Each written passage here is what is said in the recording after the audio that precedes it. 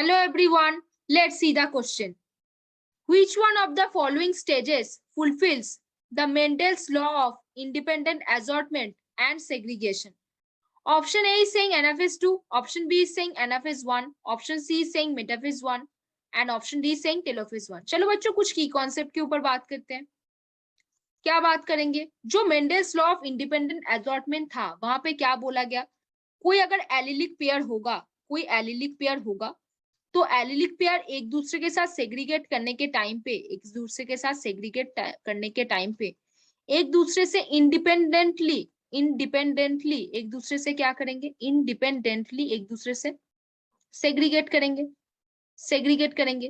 कोई एक दूसरे के ऊपर क्या होगा? ये ए एलिल बी एलिल के ऊपर एक दूसरे के ऊपर क्या नहीं होगा? डिपेंड नहीं करेगा. नॉट डिपेंडेंट, डिपेंड बिल्कुल भी नहीं करेगा. इसको क्या बोलते हैं? इसको बोलते हैं law of independent assortment and segregation. क्या होता है? देखो बच्चों, क्या होता है जब NFS1 होता है, जब NFS1 होता है तो मान लो पोलर रीजन से, ये एक पोलर रीजन है और ये एक पोलर रीजन से, यहाँ से क्या आ रहा है? स्पिंडल फाइबर आ रहा है. यहाँ पे एक क्रोमोसोम प्रेजेंट है, यहाँ पे एक क्रोमोसोम प्रेजेंट है. एक क्रोमोसोम के एक काइनेटोकोर के साथ अटैच हुआ है क्या? स्पिंडल फाइबर ऐसे अटैच हुआ है. अब देखो जब NFS1 होता है तब क्या होता है? तब मान लो ये जो स्पिंडल फाइबर है इस पोलर रीजन पे ऐसे खींचा जाता है और ये जो स्पिंडल फाइबर है इस पोलर रीजन पे ऐसे खींचा जाता है. तब क्या होता है? तब मान लो एक साइड पे एक होमोलोगस क्रोमोसोम ऐसे आ जाता है, एक साइड पे एक होमोलोगस क्रोमोसोम एक साइड पे ऐसे बिल्कुल आ जाता है. तो दोनों एक दूसरे से सेपरेट आउट हो रहे. कैसे हो रहे? इंडिपेंडेंटली हो रहे. कैसे हो रहे? इंडिपेंडेंटली हो रहे. मतलब मान लेते हैं कि ये ए वाला जो है, ये वाला एक होमोलोगस क्रोमोसोम है और ए एक होमोलोगस क्रोमोसोम है. तो ए के सेपरेशन ए पे डिपेंड बिल्कुल नहीं करता. मतलब क्या हो रहा है? ये इंडिपेंडेंटली हो रहे. कैसे हो रहे? इंडिपेंडेंटली हो रहे. ए के सेग्रीगेशन इस ए पे डिपेंड नहीं कर रहा. मतलब ये जो सेग्रीगेशन हो रहा है वहां पे इंडिपेंडेंट असॉर्टमेंट हो रहा है, इंडिपेंडेंट असॉर्टमेंट हो रहा है और इंडिपेंडेंट सेग्रीगेशन हो रहा है. और सेग्रीगेशन क्या हो रहा है? इंडिपेंडेंट सेग्रीगेशन हो रहा है.